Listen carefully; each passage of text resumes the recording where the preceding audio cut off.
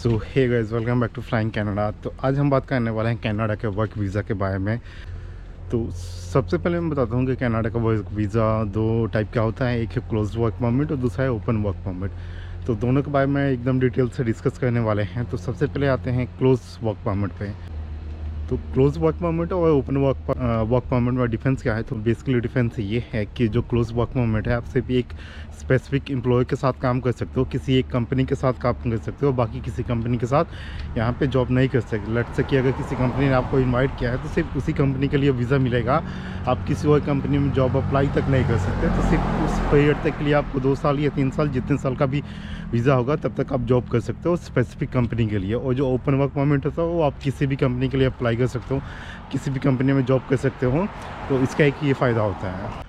तो कनाडा का work permit चाहे ओपन हो चाहे क्लोज हो, बहुत ही अलग अलग टाइप से आप अप्लाई कर सकते हो। दोनों काफ़ी अलग अलग स्ट्रीम्स है इसमें। जैसे कि एक है इंटरनेशनल एक्सपीरियंस कनाडा IEC, एक है ICT इंटरनल कंपनी ट्रांसफ़र, मतलब कि इंडिया की कोई भी कंपनी है वो इसका अगर यहाँ पे ब्रांच है, ऑफिस है, देन अगर यहाँ पे वो ज़रूरत है किसी एम्प्लॉय का, देन इंडिया से यहाँ से आप ट्रांसफ़र कर सकते हो। लेकिन ट्रांसफ़र भी ऐसे नहीं होता है, यहाँ से इंटरव्यूज़ लेते हैं, एकदम जेन्युइन जो प्रोसेस होता है वहीं, और वहाँ पे जितने एम्प्लॉयज़ होते हैं वो सब अप्लाई करेंगे। ऐसा नहीं है कि वहाँ कंपनी का कोई मैनेजर आपके साथ अच्छा बनता है तो वो भेज देगा, ऐसा बिल्कुल भी नहीं है। इंटरव्यू होता है, अच्छे से पूरा प्रोसेस होता है, तब जाके आपका इंटरनल कंपनी ट्रांसफ़र कनाडा वाले में होता है। तो ये वाला जो होता है ICT इंटरनल कंपनी ट्रांसफ़र, ये बेसिकली क्लोज वर्क परमिट होता है, जो कि 2 साल और 3 साल के लिए मिलता है एसोसिएट लेवल पर। मतलब कि लेट्स से कि अगर कोई सॉफ्टवेयर इंजीनियर है तो वो 2 साल या 3 साल के लिए यहाँ पे आएगा, और अगर कोई मैनेजर लेवल का है देन उनको 5 साल का वर्क परमिट मिलता है। तो इसका एक रिक्वायरमेंट ये है कि आप लेट्स से कि अगर आप इंडिया के TCS है, कनाडा के TCS में आप ट्रांसफ़र करना चाहते हो, देन इंडिया के TCS में आपका मिनिमम 1 ईयर का वहाँ का वर्क एक्सपीरियंस होना चाहिए। लास्ट 1 ईयर से आपको वहाँ पे काम किया हुआ होना चाहिए, तभी आप ट्रांसफ़र ले सकते हो। और जो ये ट्रांसफ़र होता है, मैनेजर का 5 साल का वर्क वीज़ा मिलता है, और किसी स्पेशलिस्ट नॉलेज एम्प्लॉय जैसे कि सॉफ्टवेयर इंजीनियर होगा, इनको 3 साल का। तो 3 साल में ये है, तो बेसिकली 3 साल ख़त्म होने के बाद आपको 2 साल एक्सटेंड हो जाएगा, और जो मैनेजर का 5 साल का है वो भी 2 साल वो एक्सटेंड हो जाएगा। तो टोटल 7 ईयर्स और 5 ईयर्स हो जाएंगे ऐसे।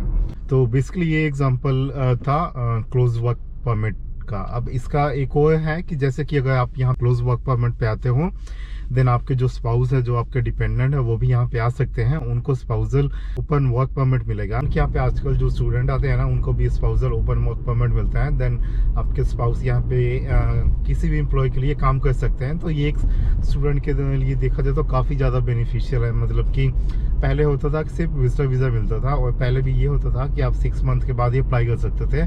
लेकिन अभी ऐसा कोई सीन नहीं है। जैसे ही आप कनाडा में आते हो स्टडी वीज़ा पे, देन आप अपना पार्टनर का भी साथ में ही ओपन वर्क परमिट अप्लाई कर सकते हो। पहले था कि नॉक बी वाले ही अप्लाई कर सकते थे, लेकिन अभी ऐसा कुछ नहीं है। अभी जैसे स्टूडेंट आते हैं तो उनको कोई जॉब रिक्वायरमेंट नहीं है, बस एक फुल टाइम स्टूडेंट होना चाहिए। देन आप अपने स्पाउस को यहाँ पे बुला सकते हो ओपन वर्क परमिट पे।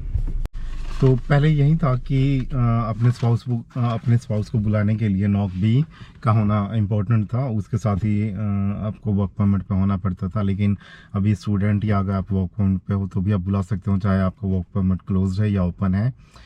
तो ये एक फ़ायदा है।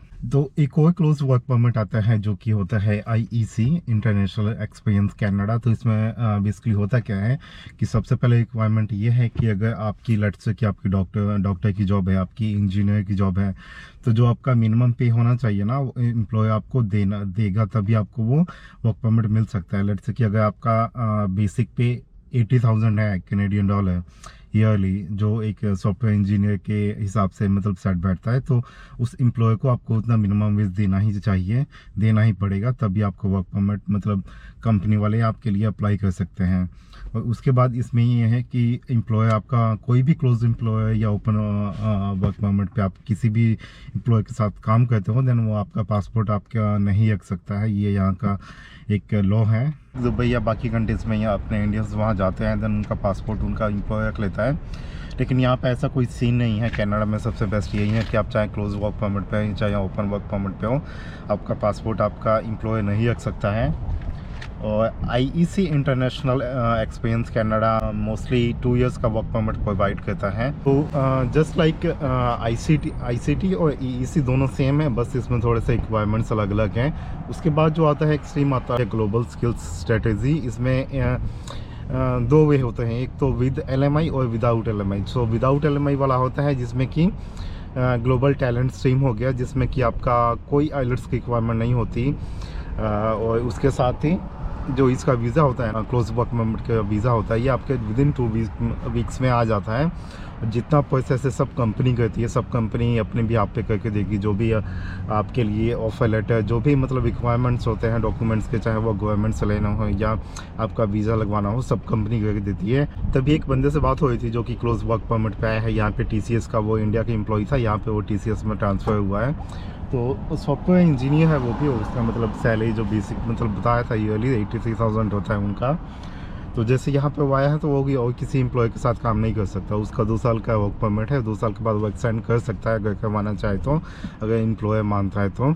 तो ये जो ग्लोबल स्किल स्ट्रेटेजीज है, इसमें ये टेम्परेरी वर्कर्स के लिए है, जैसे कि कुछ साल के लिए आते हैं, इनको रिटर्न होना पड़ता है जैसे। और इसमें मेनली GTS आ गया, global talent scheme. With LMI होता है, और जो विदाउट LMI होता है उसमें सर्टेन रिक्वायरमेंट्स होती है। तो GTS में बेसिकली विद और विदाउट LMI का ऑप्शन आता है, और इसमें इंग्लिश की आइल्स की रिक्वायरमेंट कोई भी नहीं होती, क्योंकि बेसिकली यहाँ के एम्प्लॉयज़ इंटरव्यू लेते हैं तो उनको आइडिया तो होता ही है ना कि हाँ बंदे की इंग्लिश आती है या नहीं आती है। तो अब बात करते हैं उन लोगों का क्या जिनको ज़्यादा मतलब स्किल नहीं है, जैसे कि कोई सॉफ्टवेयर इंजीनियर तो है कोई नहीं बन सकता, तो उन लोगों के क्या जो कनाडा आने का सोच है, जो कनाडा ड्रीम है उनका काम करने के लिए।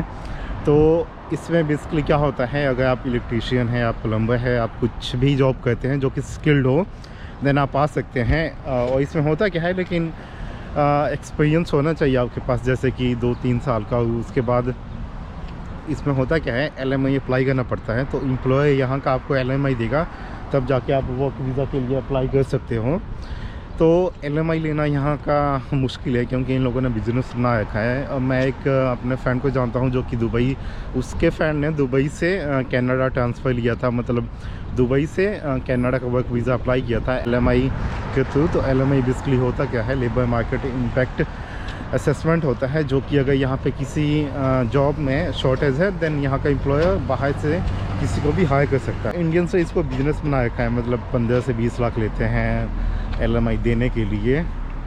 तो उसमें भी आपके पास एक्सपीरियंस होना चाहिए। तो जो मेरे फ्रेंड का फ्रेंड था वो दुबई में ट्रक ड्राइवर था, तो ड्राइवर का भी मतलब 2 साल का एक्सपीरियंस उसको रिक्वायरमेंट था। तो 2 साल एक्सपीरियंस होने के बाद उन लोगों ने अप्लाई किया LMI के लिए, देन उनको वर्क वीज़ा मिल गया। तो 2-3 साल का वर्क वीज़ा होता है, ये भी आप एक्सटेंड करवा सकते हो, लेकिन 15-20 लाख देना मतलब बहुत ही ज़्यादा है। और ये होता है मतलब इलीगल काइंड ऑफ, मतलब आप किसी लॉयर से, किसी एजेंट से जुगाड़ करते हो, देन वो आपको देते हैं।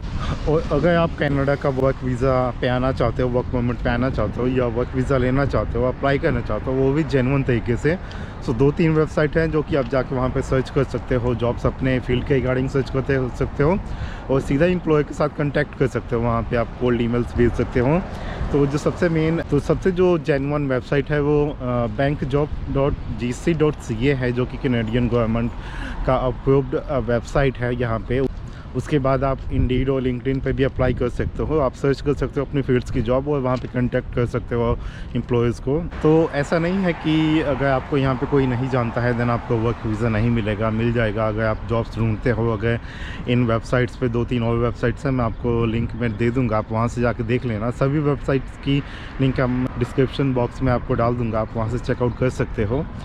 और हाँ, मतलब 1-2 अप्लाई करने से नहीं होगा, आपको अप्लाई करते रहना पड़ेगा आपको। मतलब यहाँ पे इवन कि जो यहाँ पे स्टूडेंट्स है या वर्क परमिट पे है, वो मतलब 50 से 100 तक जॉब्स अप्लाई करते हैं, तब जाके उनको 1 या 2 रिस्पॉन्स आता है। तो अगर आपको कनाडा आना है, जॉब के लिए आना है, वर्क वीज़ा पे आना है, तो आप इन वेबसाइट्स पे जाके जॉब्स ढूंढ सकते हो, देन आप कांटेक्ट कर सकते हो अगर आपके वो एम्प्लॉयर आपको हेल्प कर सके तो। थैंक यू सो मच देखने के लिए। आई होप कि आपको एक आइडिया मिल गया होगा कि यहाँ का वर्क वीज़ा कैसा लगता है और कैसे अप्लाई कर सकते हैं, कौन कौन एलिजिबल है, कौन नहीं है। So thank you so much. मिलते हैं एक नई वीडियो में। हाँ, चैनल सब्सक्राइब कर लेना, ऐसे ही इन्फॉर्मेटिव वीडियोज़ आते रहेंगे। So thank you so much.